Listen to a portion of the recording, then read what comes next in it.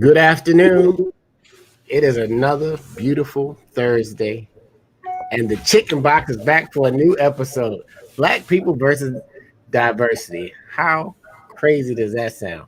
Black people versus diversity. What we gonna be versus diversity? But anyway, I'm your host, Kevin Impeccable Peck. Grab your breakfast if you're on the West Coast. Grab your lunch if you're on the Midwest or on the East Coast, and grab your dinner or your nighttime snack if you're in Africa. Welcome, everybody, to the Chicken Box. This is the Afro American newspaper's place where we debunk stereotypes, where we get into some heated conversations sometimes. We have some of the best guests in the world, some of the smartest minds in the world, and we tackle some of the toughest topics in the world. I'm just gonna say good morning real quick. I'm on the West Coast for some reason, but I'm not. Dr. Draper, good afternoon. Well, I'm going to say good morning because I'm in Dallas, Texas, and it's still morning here. So, good morning. I felt that in Welcome. the spirit, I think. Yeah, welcome to our guests. We ask you to like and share this broadcast today, and certainly engage with us. Let us know that you're here. Put your name in the chat. And so here we are, and I'm representing the Boomers. Kevin is representing the Gen Xers, and then I'm gonna toss the ball over to our millennial friend to introduce herself.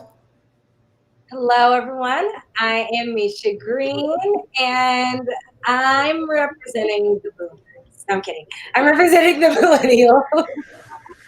Lord have mercy. I wish. I was just listening to some good music from, is it offensive to say the boomer generation? Right. Well, that's where all the good music comes from. We're gonna have to do black people versus a certain era of music because it's somewhere along the way we lost a beat or two, a lyric or two, a story or two. But this is the Chicken Box. Let's get into it. It is black people versus diversity. Good morning, Rachel. Good morning, Jewel. Good morning, anybody else who is tuning in, or afternoon or evening, depending on how you get to streaming and zooming and doing all. Sometimes you can forget. It's like the casino that you go into that has no windows. You're in your house sometimes. You got to go outside and get some sun, or you will get caught up behind the screen. But we're talking about black people versus diversity. That doesn't, those words almost don't. Verse and diversity don't even go together. What is diversity? We're going to dive into it. I mean, if we can look it up in the dictionary, and it's a difference. What makes us different? And does everybody accept your difference? Can everybody live with your difference? Can everybody work with your difference? I am not sure. We have just experienced the last couple of weeks. President Joe Biden, Vice President Kamala Harris, they have the most diverse administration to date, with many, many historic firsts. However, it's not only in the political world where diversity seems to be key, it's in the corporate world that many people are intentionally hiring diverse employees and leaders. Is it enough? Actually, some organizations are even creating jobs and positions that really, really help impact this grand topic. I don't even know when it really came up as a thing. And maybe we have a special guest today. When did diversity really begin to get hammered home? But before I do that, let me bring our esteemed guest, Doctor. I'm gonna make you a doctor this morning. You trying to do whatever you want on the Chicken Box. Dr. Vicki Irwin Avery, how are you? Welcome to the Chicken Box. Thank you, and hello, everybody. I'm actually in Atlanta, Georgia, and so it is 12 o'clock noon here. So happy lunch day. Happy Friday's Eve to everybody. How about that? Right. I know we're talking about diversity, and it's not good to put people in the box. But what is your generation box? I'm going to share with everyone. My generation box is the same as Dr. Tony. I guess I'm a baby boomer, a beautiful baby boomer. Proud of it. And those baby boomers can keep it looking young. I'm telling you, that's why you can't ask a woman your age, because you're gonna be wrong. You're gonna be wrong, and that might be a diversity no, but you're gonna be wrong in the African American community when it comes to what. Guess this black woman's age. No, don't do it. Don't even put yourself out there. Vicki, you are a celebrated author. You are a diversity expert. You collaborate with leaders and businesses and influencers all over this country, and you help build relationships that really support development and growth of small and diverse businesses. And you are a rock star in our eyes, and we are glad to have you. I'm sure. I mean, why don't you break down this important topic, because you are more the expert than myself. Well, I'd like to say, first of all, it is a very important topic. And when we talk about diversity, many times people they think and put it in a box, and they think only on the maybe the race side or the gender side. But hey, let's think a little bit outside of the box. There are people that are differently able. That's diversity. There are people, I was reading, one of my friends posted today about young people that have maybe a different learning style. That's diversity. So we can talk about diversity all the way from race. We can talk about gender. We can talk about how you self-identify. We can even talk about diversity in the corporate and the procurement section, supply chain that goes on in corporations, which is a very specific niche that is called supplier diversity. So there are many different areas we can talk about when it comes to diversity. Boy, absolutely. I'm sorry. Is there an echo? Everybody, put in the chat if you're hearing the echo online. It's better now. Is it better? Yeah, I think we just all have to make sure to be on mute when we're not talking. Listen, this is live. Some things you see on TV appear to be live, and it's not really live. This right here, the chicken box, is live. It's no going back and editing. So once you get on the box, if you just tuned in, this is the chicken box. And once you speak the truth, it's out there, y'all. So choose your words, choose your comments wisely, and put in the chat what you think about what word comes to mind when you hear diversity. What word comes to mind when you hear adversity? But thank you, Vicki, and I'm glad. Let's dive into this thing. So, Dr. Draper, why don't you hop on the box? What word, or what horror stories, or what do you think about when you hear diversity? So when I hear the word diversity, Kevin, and I thought I heard you slip up and say adversity, but when I hear the word diversity, it's an overworked word. It's a word that's used a lot to kind of sugarcoat what's really going on in some places, and create. So corporations may create D&I, diversity and inclusion division, but until you put money behind that, and not just in hiring people that look like us, but even within corporations that have diversity and inclusion, I guess officers or people there, they're right in that box. They're in that box. I still don't see them in the C-suite. So when companies are really serious about diversity, whether it's minority supplier diversity that Vicki is such an expert in, whether it's diversity in hiring, until we see people in the C-suite and in their boardrooms, for me, when I hear the word diversity, I'm looking for the results. So when I see the results and I see people who are at those other levels of these multi-gazillion dollar companies, and we have a lot of them, I mean, just think about the fact that the very first and only African-American female CEO of a Fortune 500 company was named this week. Yes. 2021, when we look at the composition of African Americans in the boardroom of these major Fortune 500 and Fortune 100 companies, we're not at the table. So until we have a seat at the table, then we will continue to create these programs, and that's what they will be until somebody decides to call it something else in the next iteration. I'm off the box. But I'm glad Vicki is where she is. Let me say that, because if she wasn't there ringing the bell, sounding the alarm, we wouldn't be as far along as we are. We need more Vickies. Absolutely.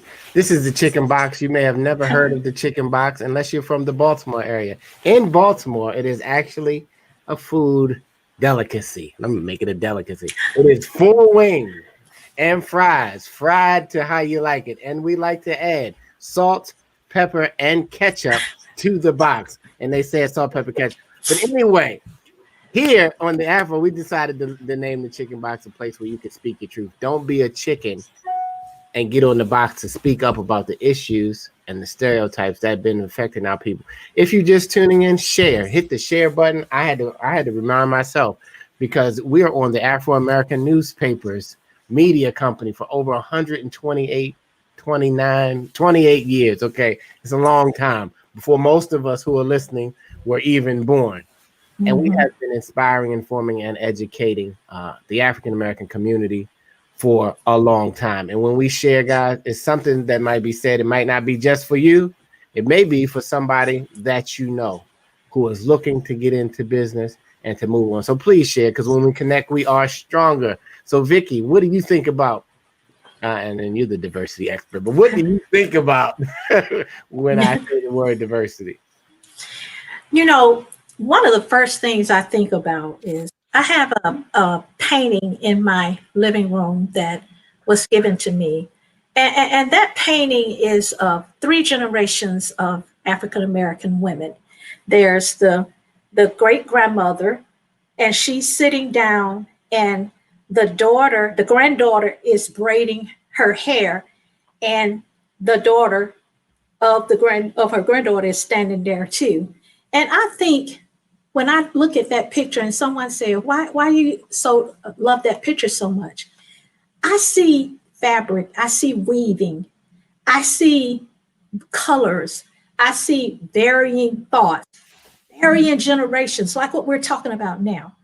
I see varying perspectives. So when I think about diversity, I think about how it takes all of these different fabrics, all of these different colors, all of these different textures, all of these different perspectives to make the type of world that we want to live in. So I just see so much of different colors, different textures, different thoughts, different ideas, and the variances of what goes on to just make us have one great, complete world. It takes all of our thoughts and ideas. And I think about inclusion. And Dr. Tony, thank you for sharing that analogy that having a seat at the table. But I'm going to take it a little step further.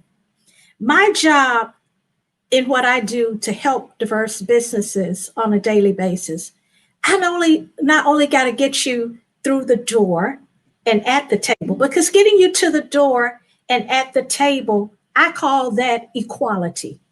That's putting everybody in the same space. But then once we get you to the table, we've got to allow you to sit to the table and eat, to sup, to share, and that's when the real results that you spoke about come in. When we can get you to the table and you're able to eat and to share and to be included. Now we're talking about equity.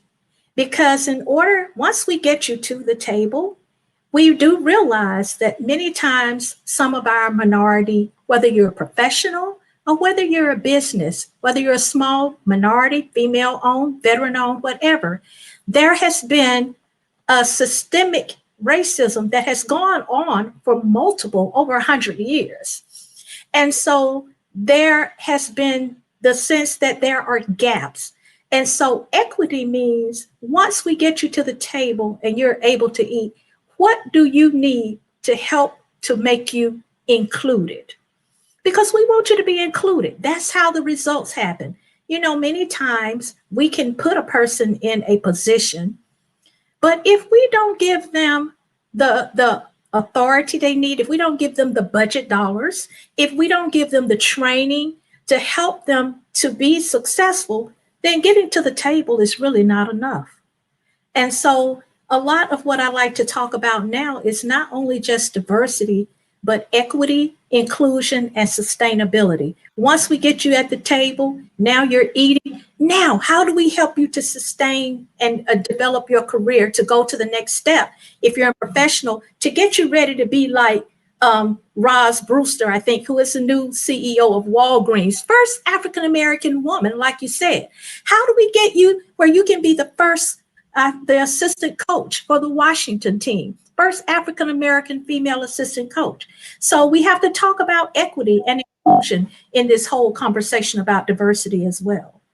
Absolutely. If you just tuned in, this is the Chicken Box. It is Black People versus Diversity. We have Dr. Vicki Irvin Avery sharing with us. We make you a doctor, you get things handed out at some things just, they get handed to you in some colleges. You are now a doctor. So you are now in the Afro-American college. And we're having fun. And thanks for everybody tuning in. It looks like Simpson says, when I see diversity with Blacks, I see the diminishing of our Black people next our Black community. Yes. That's an interesting comment. When I see diversity with Blacks, I see the diminishing of our Black people next in our Black communities. Jewel is tuned in. She says, right on. She brought back is that a boomer? Jewel, are you a boomer? You like right on. Out to the people. I hear you. We said Rachel said the voice, Vicki has been a true voice and a leader for years and not afraid to speak up. You can't be afraid to speak up. When I think of diversity, I think about differences. And a lot of times when you connect with people, you look to see what you have in common instead of looking to see what your difference is, because sometimes with the difference, you can understand each other better and you have a better understanding without, different than your preconceived notion of what you thought a person was. Even amongst ourselves as African Americans, we look at each other differently. If you light skinned, you dark skinned, your hair is quote unquote not a certain grade as mine. I can't talk about nobody's hair because mine has gone away from the South, y'all. Anyway, thanks for tuning in and hanging out with us on the Chicken Box. Misha Green, our millennial friend. I gotta keep. I love it. We need to get a Gen. What's after you guys? The Gen X, Z, the Z. We're gonna run out of. We're gonna start back at A in a minute because we're gonna run out of letters. But it's been a lot of stereotypes surrounding diversity in different spaces. Why don't you share a few of these? Okay. Well, first of all, I did not get a chance to hop on the box. I'm sorry. I figured you were gonna do both. Well, hop on the box and then throw some stereotypes out there for us. No, yeah. I mean, I suppose some of the stereotypes are my own way of hopping on the box, but not all of them, as I always say, are definitely not my opinion nor opinions of the Afro. But I just wanted to share my little piece of diversity because I think I'm coming from the conversation from a very different perspective and place in terms of my lifestyle and education and growing up. I was in a very predominantly Black educational environment up into college. In high school, the school was fairly diverse in terms of religion, sexual orientation and things like that. It was an art school. Shout out to Duke Ellington School of the Arts. So we definitely had a slight sense of diversity, but politically we all pretty much were the same. It was not as many, it was not just Black people, which is pretty much what my educational experience had been up into high school, but still predominantly African-American. And so I had a really major wake-up call when I went to college, not because I didn't know white people or had close relationships with them, but to the extent of where I was the true minority. And what I think my college had a very big push for diversity. They wanted to do, I was a theater major, and so they wanted to do more diverse plays and work, and thus they needed diverse students to make that happen. And it was very difficult because while there was an intention surrounding diversity, there was not necessarily things in place to make us feel comfortable in that environment. I will never forget, I was in a class one time learning about types of rope used backstage and on stage, and one is called nappy. And somebody said, well, why is it called nappy? And a white student who did not finish the program, let me just say, a white student said, if you want to know what it is, ask Misha. And she said the two other Black kids in the class. And I mean, I lost it. I was not okay. it was not a good situation. And it became really, moments like that became very emblematic of my freshman year. I almost left Fordham because of it. But one thing that I think made it most effective by my senior year was when they became intentional about conversations surrounding diversity and how to use the diversity to the program's benefit. And one class that was required, and it was even required before I started as a student at Fordham, was called collaboration. And I had to take it both my first semester and second semester of my freshman year. And in taking that class, because of a lot of the tension that had happened with the racist comments or prejudice that I felt and other students felt, we had to be very intentional about the conversations surrounding race and diversity, but also working together for the benefit. And I think that is, when I think of diversity in workspaces, that was the biggest lesson for me, because it's not just bringing people to the table, but it's working together in order to have, because we do have different thoughts politically and otherwise, but it's how do we work together for the benefit of the company or the organization.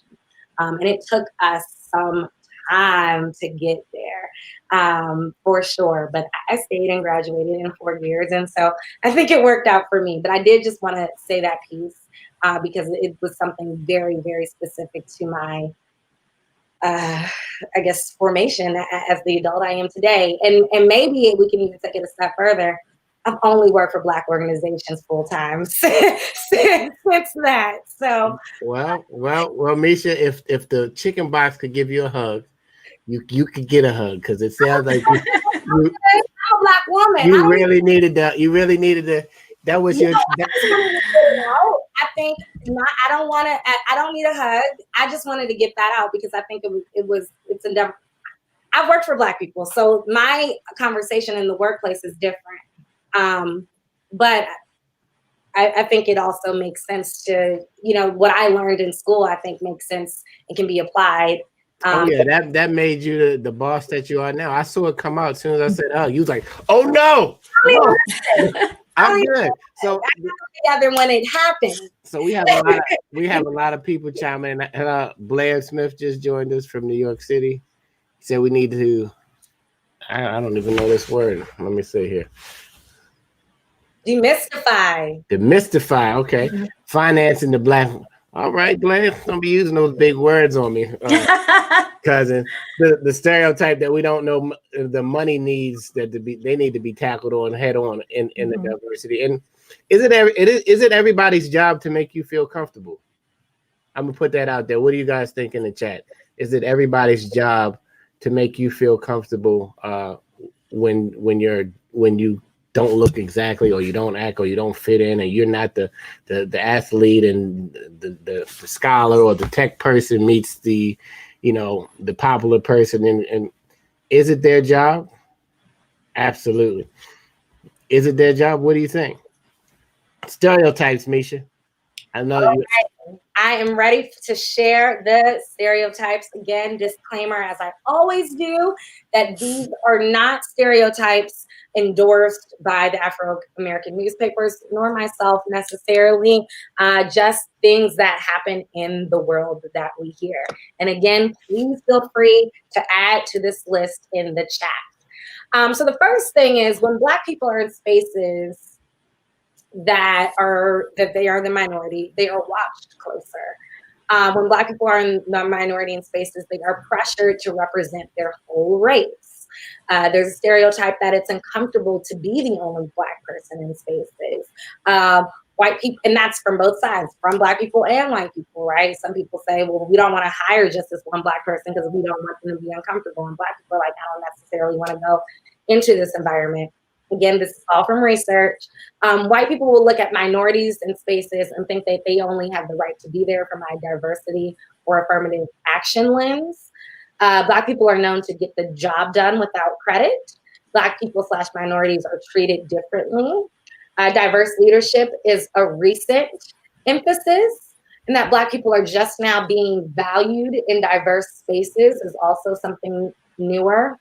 There can sometimes be conflict in spaces with newness, ignorant comments, stupid questions about hair culture, or to speak on race.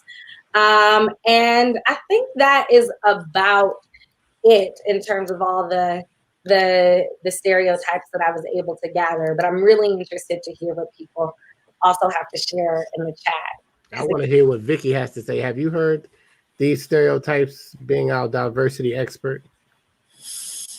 Yes, I think we all have heard these stereotypes, and being a Black woman, of course, I have experienced some of them. But what I want to throw out to everyone that's out here, let's keep in mind this. We are all people. And just like there is diversity, people are different. People's beliefs, their value systems, the way they were raised are like Misha talked about being in school, the environment you're raised in. Many of these social, cultural, environmental factors tend to influence what people think and how they behave. So in thinking about all of these stereotypes, what I'd like to say is not all people think the same way, and not all people hold these stereotypes. And when I'm entering into an environment and maybe some of these stereotypes exist, do I think it's everybody's responsibility to make me feel comfortable? I really don't, because my thing is always this. I enter a room and I want to influence that room to become more like me. I don't want the room to negatively influence me. Now, if it is a great room with some great positive value, then I do want to be influenced. But we have to guard ourselves in our thoughts and our behaviors and accept it that not everybody holds stereotypes. Not everybody holds some of these beliefs, but just know everybody comes from a different environment, the way they were raised, and we have to think that. So I would say one of the challenges that especially Black women have is that we have to always pretty much be on guard. I'm just going to throw it out there. We're always watched, and not to say that Black men are not, but I can just say, just from my personal experiences, but I do know that anytime I enter any of these situations, my thing is, how do I represent the values that I hold? And I hold Christian values.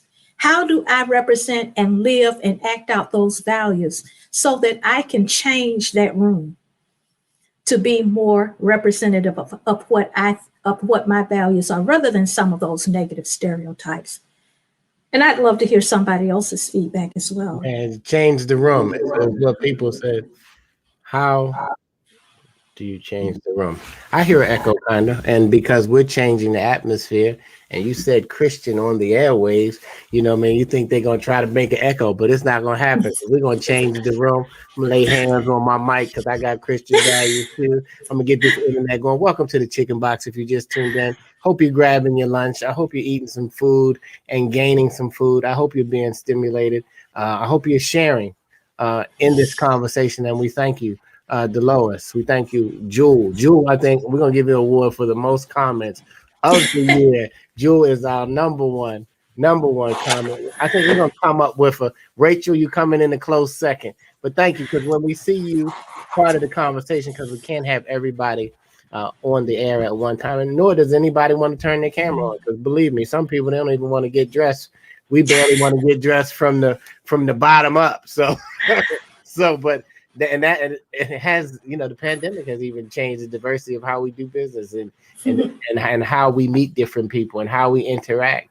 And it's been a lot of Dr. Draper historically in the workplace, and let's go there, because I think even though it's been a lot of other things that have been really highlighted over the years with diversity, I think it started to really hammer home in the workplace. Would you guys say maybe about 10 years back, or is it longer? Vicky, what do you think? Diversity in the workplace? I mean, that the being a thing where you had an actual person who was hired to be Oh, the person to, or does it go further back? it goes further back than that. Let's even talk about from the diversity of. This is gonna probably catch some people off guard, but typically Richard Nixon is known as the father of supplier diversity.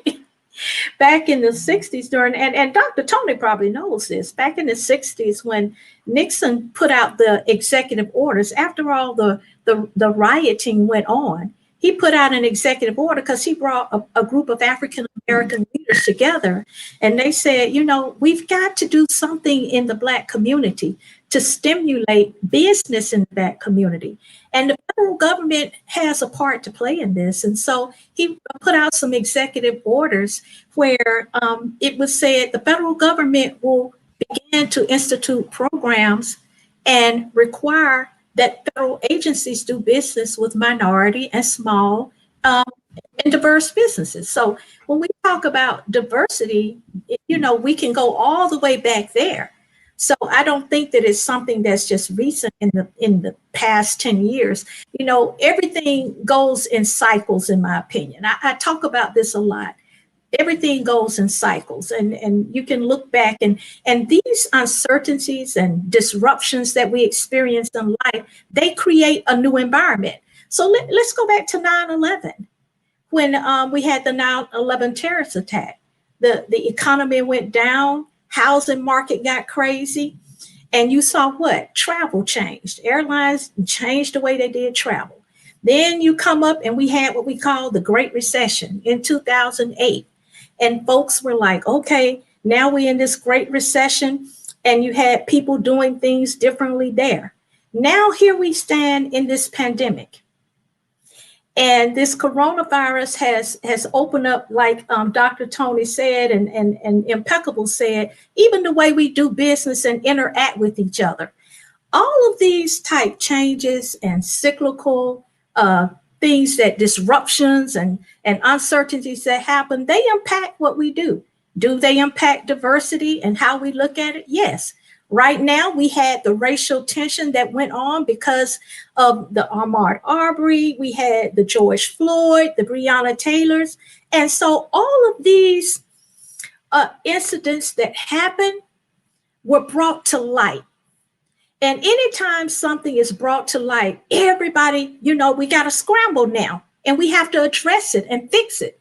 So I see it as cyclical changes. And these uncertainties and disruptions really impact the way we as people began to address and look at problems. And we began to look, oh, hey, we now want to talk about systemic racism that's been going on, that has impacted the Black community from an education level, from a business, from people being able to get jobs.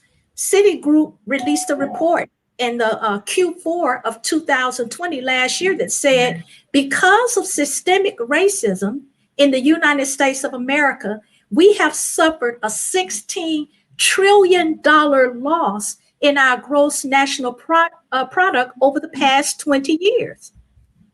When you start throwing numbers out like that and say the economy has been impacted because of systemic racism, and somebody does a study like Citigroup and McKinsey and Company, and they throw a $16 trillion number and say, over the past 20 years, the economy has been impacted by $16 trillion. And then they come back and say, if we don't fix this systemic racism now, that it's going to continue to be attracted by $1 trillion plus every year. So when you have organizations like that who are credible, I don't think they're fake news, I think they're credible, then that shines a light on it. And anytime you shine a light on a problem, what happens? Everybody seeks to try to fix that problem. So we just have to realize that that's what happens in life. Life is a circle, 360, it's cyclical. Absolutely. Thank you, Vicky. I'm gonna build a bigger box for you because you are doing fine. Speaking truth to light. If you just tune in, this is Black People versus Diversity. Dr. Draper, chime in with some historical facts. Rachel said, "Preach." Jules said, "Tell it." Well, The other jewel, we got 2 jewels. We're gonna have a jewelry store in a minute. We need one more jewel, and we're gonna have a jewelry store. Anyway, Dr. Draper. listen, Vicky is right on it. And anytime, so many of us who are in the same generation as the boomers, so we can go back and we can say, you know what, the more things change, the more they stay the same, right? And so I think it was Kennedy to actually sign the order, right after he defeated Richard Nixon. But the thing that I want to really say is that this diversity and inclusion is not really the same as affirmative action, but at the root is the same reason for it. And Vicky hit it on the head. It's the structural systemic racism. And until we do that, we will continue the cycle. Having said that, Vicky, when I talked about people at the table, I really also was talking about at the board level, at the policy levels, at the people who are signing the checks, right? And so you're absolutely right. It's impacting their pocketbooks. And so our community has always been diverse. Our community has always had contributions to make to this. And so when you look at it across history, when this affirmative action move started, it was really just for the federal government. You asked for a little history, Kevin, for the federal government, federal jobs, but then other states picked up on that. But diversity and inclusion is a little bit different now, in that the intentionality is not there always because a company, they have some aha moment, but it's because those of us who are in these spaces, and especially the work, and Vicki didn't say a lot about it, I hope she will, in this supplier development, minority supplier development space. What Vicki does and others who are in that space, they are fighting, not just for a D&I person to be within a company, but they're fighting for Black businesses to get our more than fair share, if you will, of the pie, and to dismiss this whole stereotype that we're not qualified. Oh, you can't find us. Come on now. And so what Vicki will say probably is that she's got a whole directory of qualified folks. I don't want to, she can tell us about that, but the work that goes into producing that and then making those connections. And so if there's anything different about this time, and it's not new, it's not 10 years old, it's hundreds of years old, right? Or decades old, is the approach maybe a little different because of the Vickies that are in the world. I mean, I'm going to get on the box a little bit about this. When I watched both One Night in Miami, then I turned around and watched the Sam Cooke documentary. And that, so he was, yes, a wonderful singer, but he was a businessman. And when his business threatened the establishment's business, then we see what happened to a Sam Cooke. And some of those things are still happening today if a Vicki Irwin Avery is not where she is. She drops the mic, ladies and gentlemen. This is a chicken box, and the box got higher, and the mic dropped louder. I hope the echo and the silence rang through you, because you have to be that person where you are. Because Vicki, she already said on her day off, she was working for 3 hours. And so she, when you have a passion for something and when you do what you love to do, it's really not a vacation ever. You know what I mean? It's just a part of life. It's just your calling, and it's your purpose, and it's your walk. But what change do you make in the area that you are? Who do you affect? Because, sometimes you're just one or two people away from being a change agent yourself, and just getting people. Sometimes it's not that they want to ignore you. Sometimes it's they don't wake up thinking about you. And so it's our job, not only to if you're in an organization where you're building somebody else's dream, and that means that you're working for somebody else, but you can add value, and they will pay you accordingly to the value that you add to that business. But then there's others out here listening who are entrepreneurs, who are business owners. And as we do business with each other, it's going to be some diverse situations that we've had some experiences with our own people that make us say, you know what, that is some in business that you do, and I don't really like it. And so you go to the other instead of maybe even taking the time to seek another person in your community that you could build up economically, because sometimes everybody doesn't do their job with excellence. So it leaves a bad taste in your mouth. And sometimes that can affect how you move forward with doing business with people who look like you.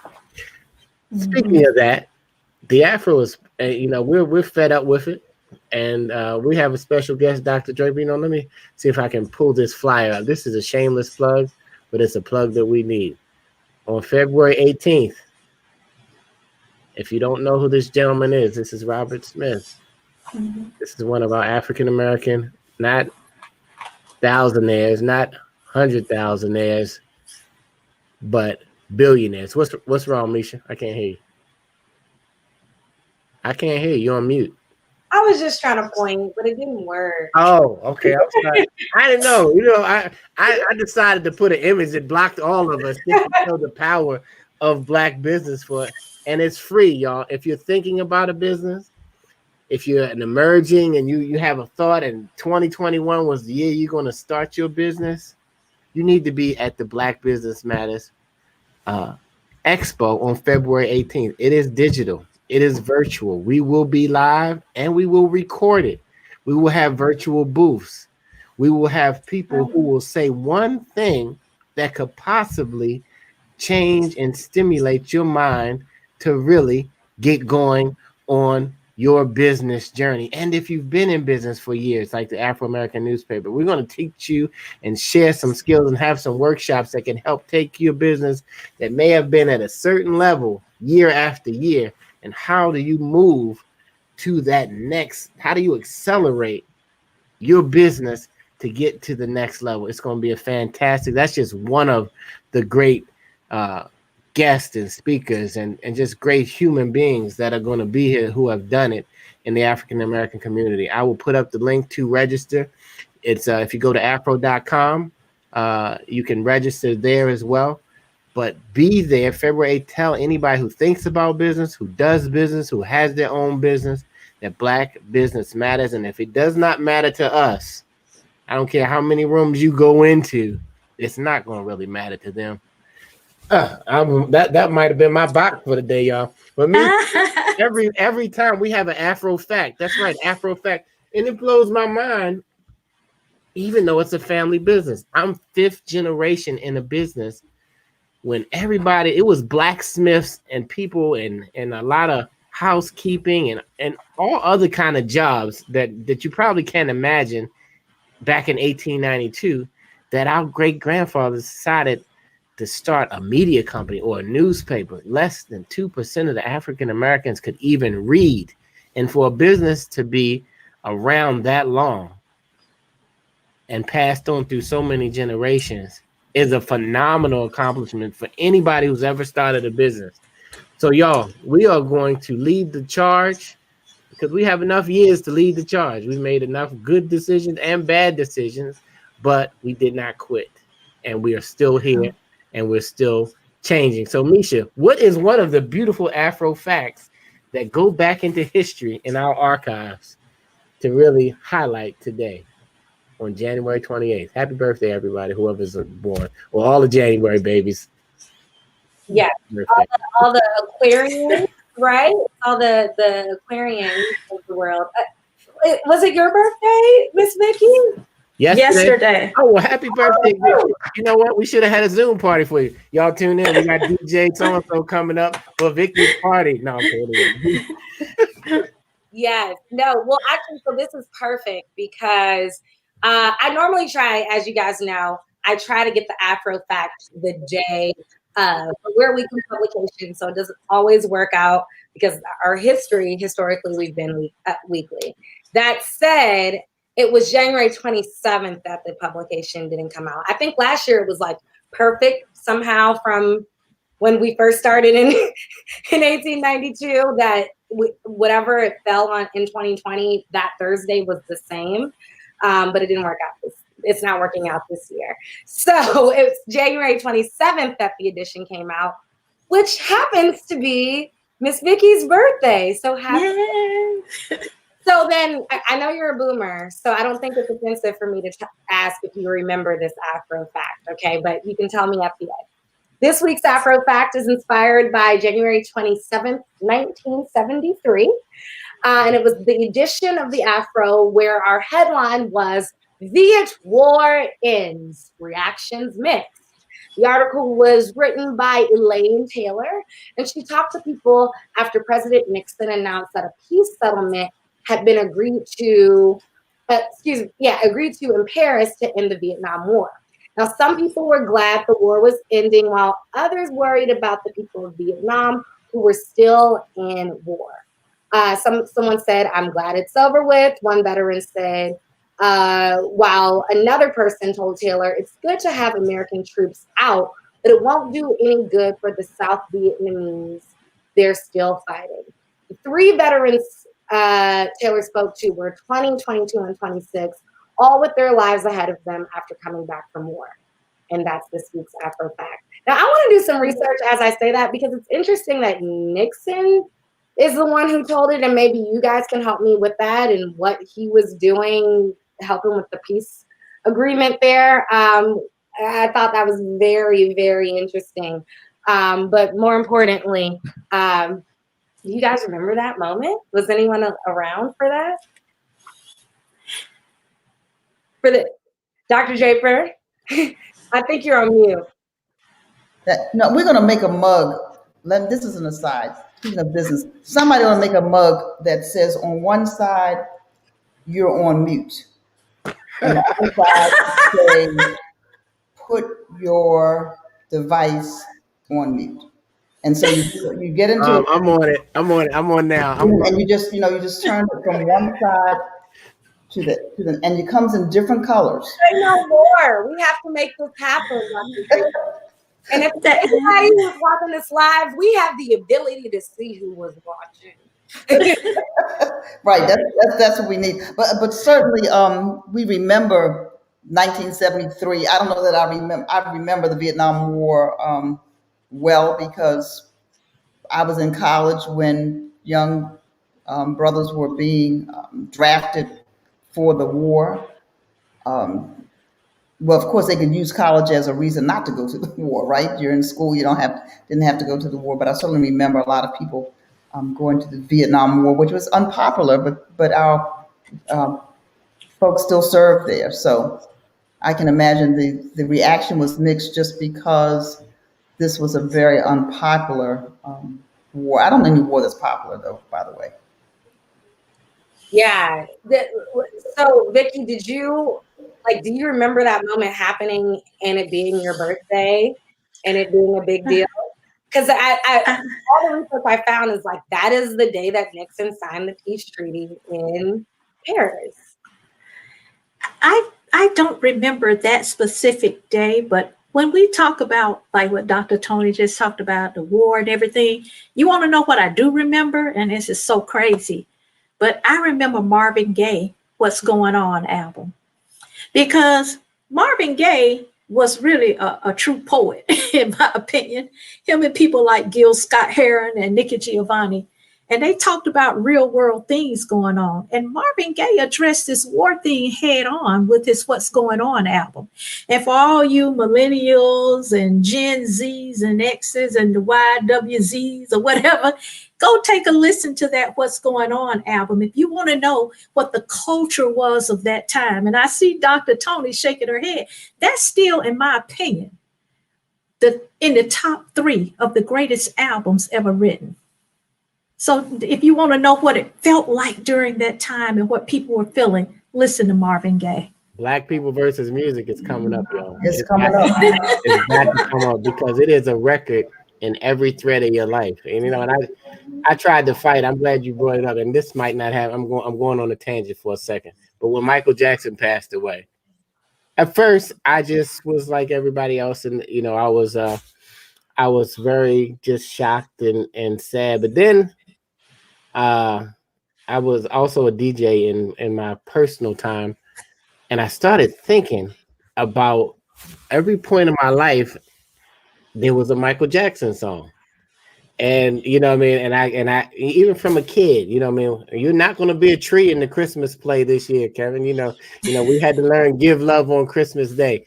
I might be dating myself, everybody, but but the music, the music from and they're just it's just poetry to music and to sound, but it's something about the music that you can just pull up. And sometimes, and I'm in the music business as well, and I'm not Jamaican. Y'all probably say, how many jobs do you have? Impeccable. But and it's like, man, what I lost my train of thought. No, I actually did, just thinking about just the music and just how you can get in. Oh, I know what I was going to say. I was going to say that I had to stop listening to music as much now that I started Zooming and being virtually in the house. And I used to listen in the car more. I'm not driving as much anymore.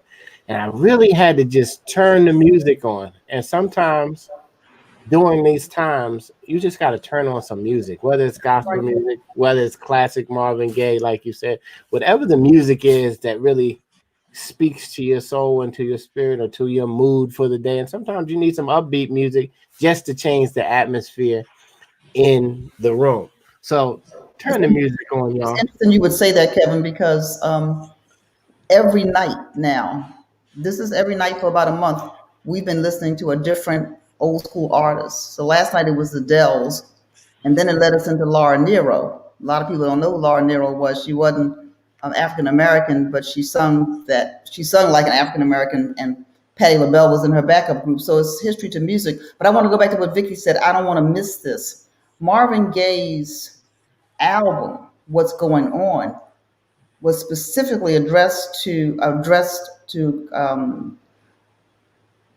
talk about the Vietnam War. And so What's Going On, Mercy, Mercy Me, Inner City Blues, Save the Children, there was message in his music, and it was intentionality in his music. Just like with Sam Cooke, if you go back and listen to Sam Cooke's music, there was message in his music, and folk didn't like it. They didn't like that they were using those platforms to sing about what was going on in the culture.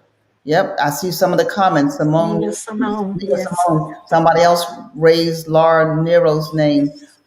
There are things that were produced, music that was produced during that era that spoke to our situation in a different way.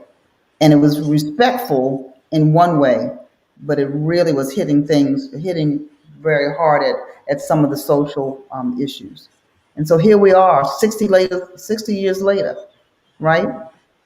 Still saying, Jewel Wall, say it loud, I'm black and I'm proud. I'm off the box. This is the chicken box. I think we all turned the music on in our mind.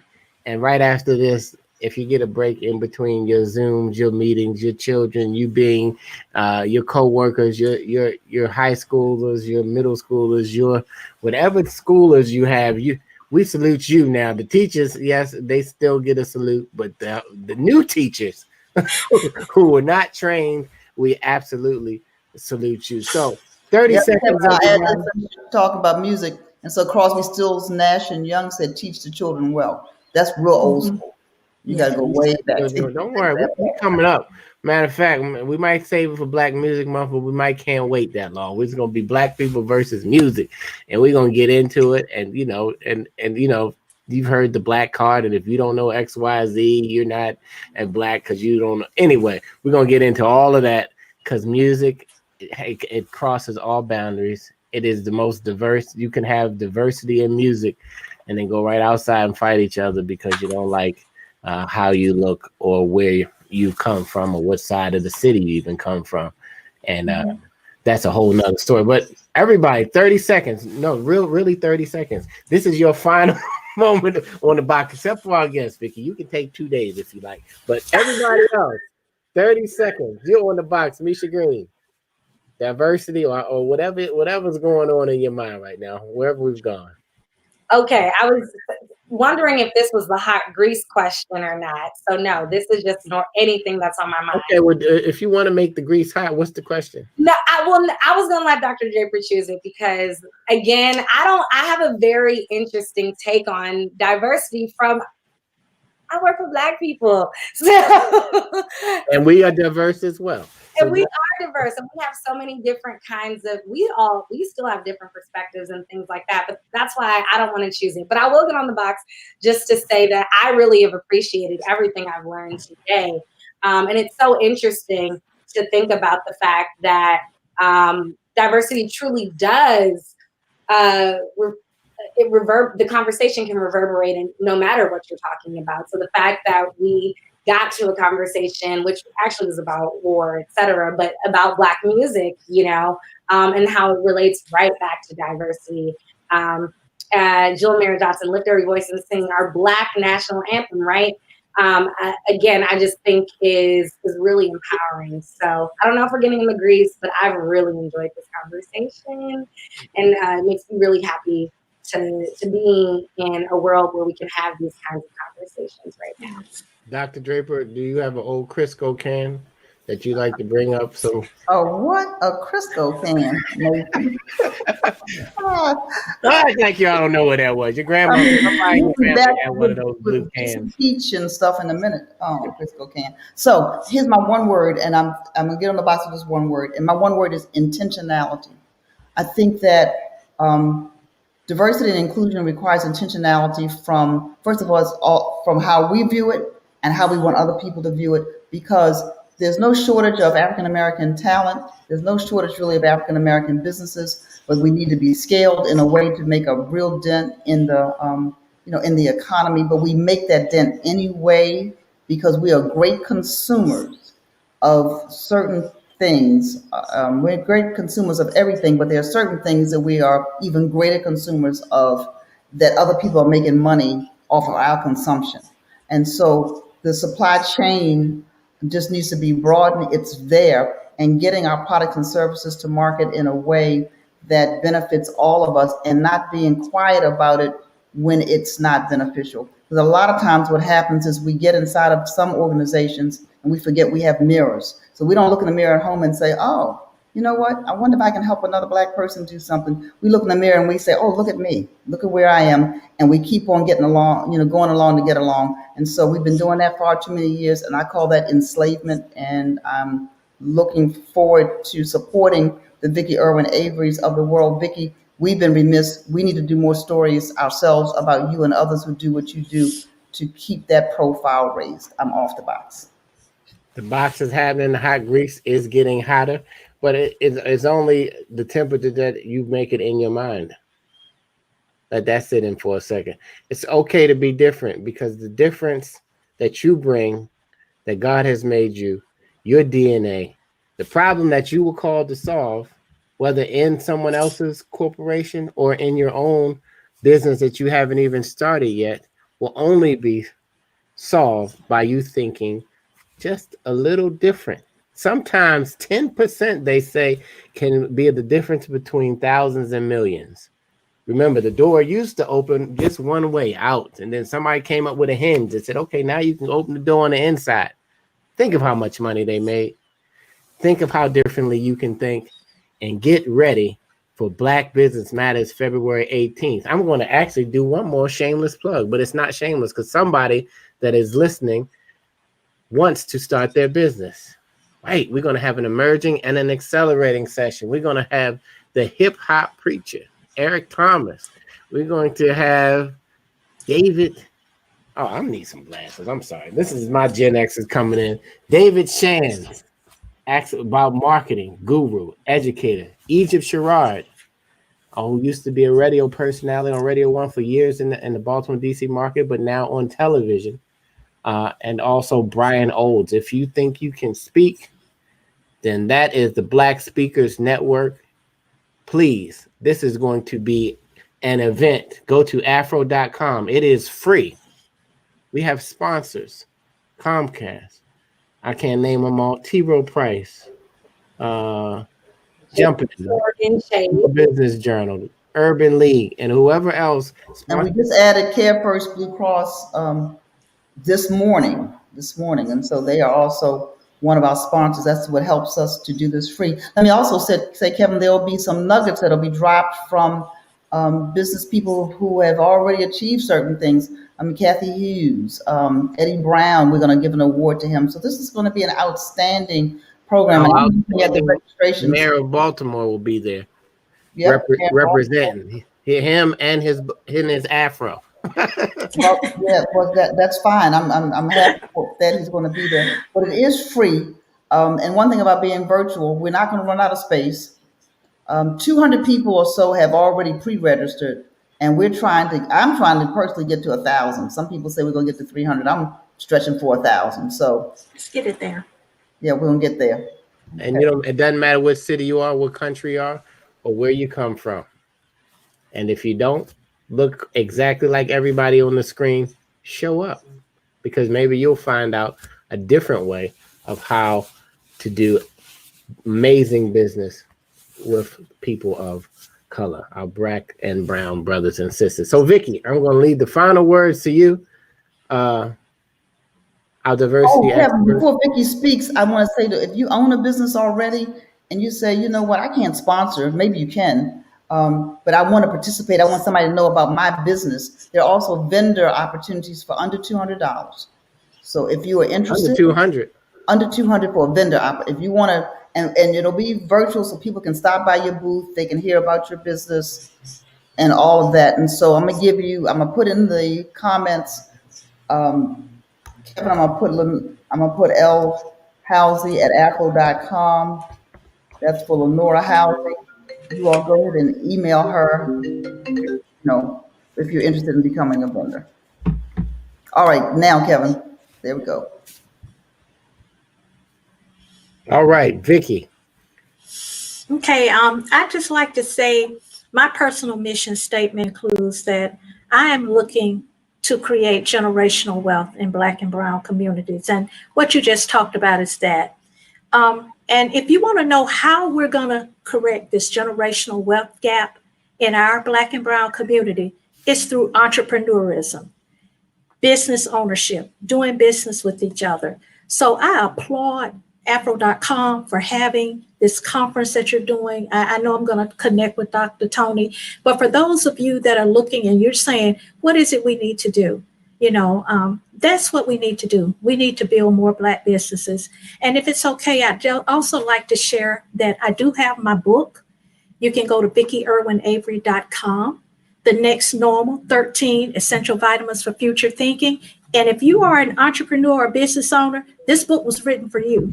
If you are a leader inside of a business, this book is written for you. There are 13 tips that you can follow that will help you to grow and develop not only your professional leadership, but your business leadership as an entrepreneur. So I want to thank afro.com for this opportunity. And I'm looking forward to learning more about the Black media too. So Dr. Tony, please connect with me. Absolutely. We thank Rachel in Atlanta for connecting you with us. And we're glad you're now part of the family. We understand, we talked about Black people versus the Divine Nine a couple weeks back, but we understand that you also are sorority sisters. So, we're connecting the dots here. Hopefully you're connecting the dots in the things you do. And we look forward to you showing up virtually February the 18th, where you're going to be impacted, inspired, educated, and informed, and moved to take action.